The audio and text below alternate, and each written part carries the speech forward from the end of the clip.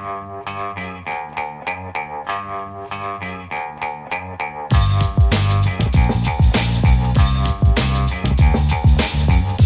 the Brian Lehrer Show on WNYC. Good morning again, everyone. Well, it's been a while since the Jeffrey Epstein story was front and center in the headlines. Many have jokingly, or not, speculated that President Trump launched the war with Iran to deflect from the persistent attention on his ties to the billionaire pedophile. But last week, First Lady Melania Trump brought new attention to the case with a surprise statement about her own name in the Epstein files. Now some people are asking, jokingly or not, if things have come full circle. Did Melania bring the focus back to Epstein to distract Americans from the war? Here's part of her statement. The lies linking me with the disgraceful Jeffrey Epstein need to end today. The individuals lying about me are devoid of ethical standards, humility, and respect. I do not object to their ignorance, but rather I reject their mean-spirited attempts to defame my reputation. I never been friends with Epstein. Donald and I were invited to the same parties as Epstein from time to time, since overlapping in social circles is common in New York City and Palm Beach. To be clear, I never had a relationship with Epstein or his accomplice, Maxwell.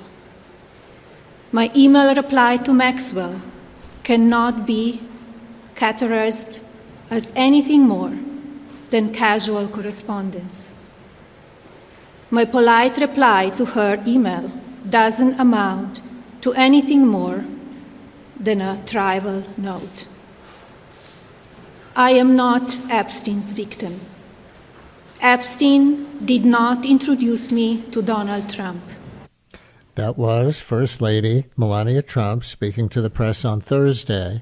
She did not take any questions after that. In a phone conversation with a reporter from the New York Times, President Trump shared that he knew Melania wanted to talk about Epstein, but, quote, didn't know what the statement was and is unbothered by her speaking out. But the questions that remain are why and why now? So with me to try to answer those questions is Vicky Ward, investigative journalist, host of the Chasing Ghislaine podcast, and author of books including Kushner, Inc., and with James Patterson, The Idaho 4, An American Tragedy. Vicky, we always appreciate when you come on to talk about your reporting on the Epstein story. Welcome back to WNYC. Thanks for having me, Brian. So you've been covering Jeffrey Epstein for decades. What was your initial reaction to this statement from the First Lady last week? Well, initially, Brian, I was just baffled, frankly, wondering why on earth she was coming out saying this at all, but why she was coming out saying it now, because nobody in all my decades of reporting on Jeffrey Epstein has ever suggested to me that Melania Trump was a victim of Jeffrey Epstein. And nobody has ever suggested to me that Jeffrey Epstein introduced her to Donald Trump, not least because I've known since 2002 who introduced Melania Trump to Donald Trump, Melania Naus, as she then was. And that man is Paolo Zampoli, who had a modeling agency. And he was a good friend of Jeffrey Epstein's and Donald Trump's. And he is the person who sort of links all these people together. So I was, very, very surprised at what she said. And she was clearly very emotional when she said it. I mean, you could hear her voice shaking just then. So it felt like something had set her off. And the question, of course, is what? Yeah. And you went right to those last two sentences from the clip that we played. I am not Epstein's victim. Epstein did not introduce me to Donald Trump. But I think I hear you saying, well, nobody really suspected that she was an Epstein victim or that Epstein introduced her to Donald Trump. So why would she come out and deny something that nobody was accusing anybody of? Right.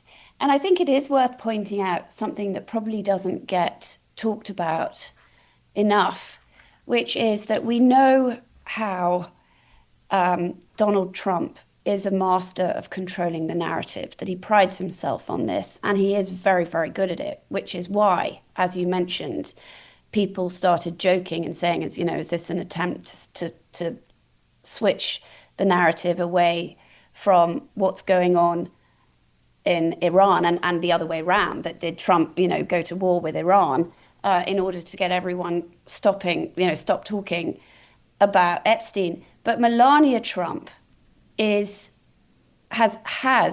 been very, very, very quick to control the narrative about her as well. And this has gone back actually years and years at this point. She has been very quick to sue publications, particularly publications abroad in my native country, Britain, where the libel laws are different from the ones here. She hates it when journalists delve into her history, particularly her history before she met Donald Trump, when she was a model in New York. And there have been all sorts of rumors and speculation as to, who she dated, that everyone knows the modeling world in New York can be very seedy. And she has been very quick to shut down uncorroborated allegations about that time. And I think it is worth noting, Brian, that last week, a book was published by HarperCollins in the UK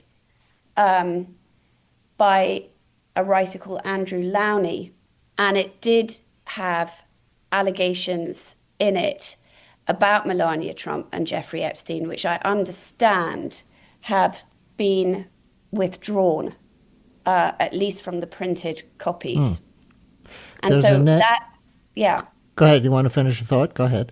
Yeah, so I mean that because it did feel to me when she came out and she was so emotional that something had suddenly set her off. I mean, I then phoned around my sort of Trump circle sources, and they told me there had been stuff bubbling up on TikTok last week. But, if there was, it's sort of extraordinary that many journalists did not see it. And then, of course, there is this other story running in parallel that has to do with the man who did introduce Melania to her husband, and that is Paolo Zampoli. And so there is this, extraordinary story running in parallel where the mother of Paolo Zampoli's child, a Brazilian model called Amanda Ungaro, did come out on her social media last week, kind of threatening Melania Trump directly and saying, I've known you for 20 years and I'm not afraid to expose you and the corruption in this administration. I'm paraphrasing, and that is Right. because I see part of the quote here from Amanda Ungaro says that Melania should, quote, be afraid of what I know. Right. And why, of course, that is very interesting. I mean, Amanda Ungaro does have nothing to lose at this point. I mean, what's happened to her, as has been reported, is horrendous, frankly. I mean, this is a Brazilian model who was flown to New York from Paris. It's unclear if she was 17 or 16 at the time in 2002 on Jeffrey Epstein's plane. And she has told a French newspaper, Ghislaine Maxwell was also there, along with other 30 or so other young models. And she then is introduced to Paolo Zampoli and becomes his girlfriend for the next 20 years. She and he are very close socially with Melania and Donald Trump until very, very recently. And they both get positions in the first Trump administration. Paolo Zampoli is made the ambassador to the UN, I think, for Dominica. And she is made ambassador to the UN for Grenada. And, it all appears to go wrong a couple of years ago when she and Paolo Zampoli split up and she moves to Miami and marries somebody there, a plastic surgeon, and they run a sort of medical beauty spa together.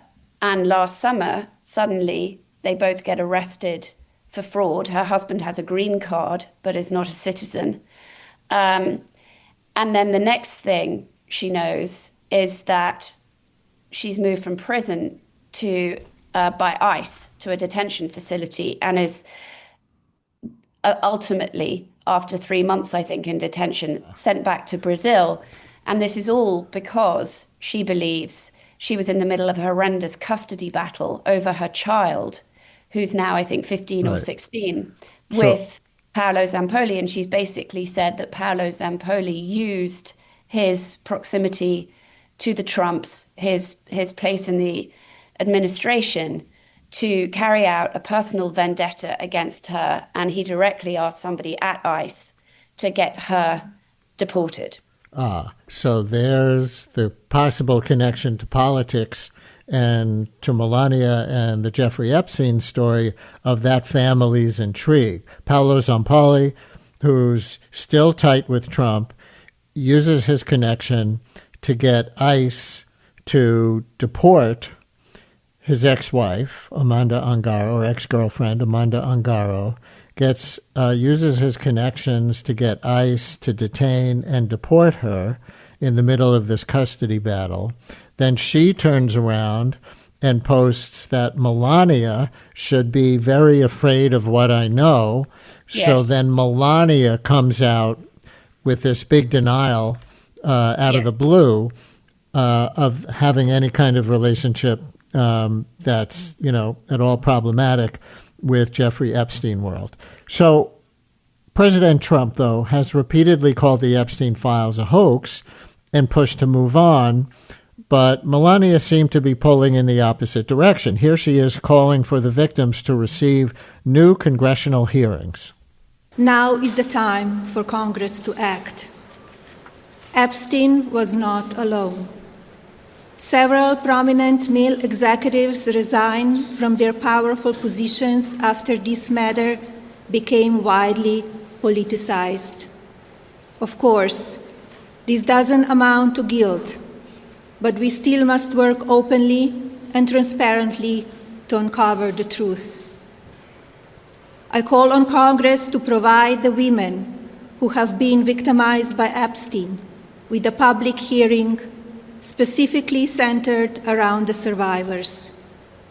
Give these victims their opportunity to testify under oath in front of Congress with the power of sworn testimony. Each and every woman should have her day to tell her story in public if she wishes, and then her testimony should be permanently entered into the congressional record. Then, and only then, we will have the truth. So we only have about a minute left in the segment. What do you make of Melania calling for congressional hearings for the victims? Is that a genuine push for accountability? And do you think she would have had to do that over the objections of her husband, the president, who probably wants more congressional hearings like he wants a hole in his head? Well, it is a stark contrast, right, Brian, with her husband. I mean, these survivors, these women have been so vocal, standing up there on Capitol Hill, and they've been very effective. I mean, ultimately, it is their voices that have caused Congress almost unanimously to pass the Epstein, Transparency Act. So, and every time they were on Capitol Hill, it was extraordinary. I always noticed Donald Trump was having a press conference about something else and sort of refused to even acknowledge them. So it is extraordinary that Melania Trump is suddenly coming forward, and asking for this. I mean, my immediate reaction to that was, where was she a year ago? Has she been under a rock all this time? But I guess better late than never. And I know that some of the survivors have welcomed what she says, but they've also asked to make sure that none of us in Congress particularly doesn't get distracted by all this. I mean, let us not forget that Pam Bondi, who's just been fired as the head of the Justice Department, has a lot to answer for about the mishandling of the Epstein files rollout and how actually the rollout has really harmed a lot of survivors rather than helping them. She was meant to appear before Congress, I think yesterday, and because she was fired, she's sort of been let off the hook. And I think it's important that Congress, keep banging on the drum and urge her, press her to come back regardless. So I think that, okay, there are some good things about what Melania Trump did, although the timing of it is curious. But we sort of have to remember to put it in context of the bigger picture here. Vicky Ward, investigative journalist, host of the Chasing Ghislaine podcast, and author of books, including her latest with James Patterson, The Idaho 4, An American Tragedy. Thanks, as always, for coming on with us. Thank you for having me, Brian.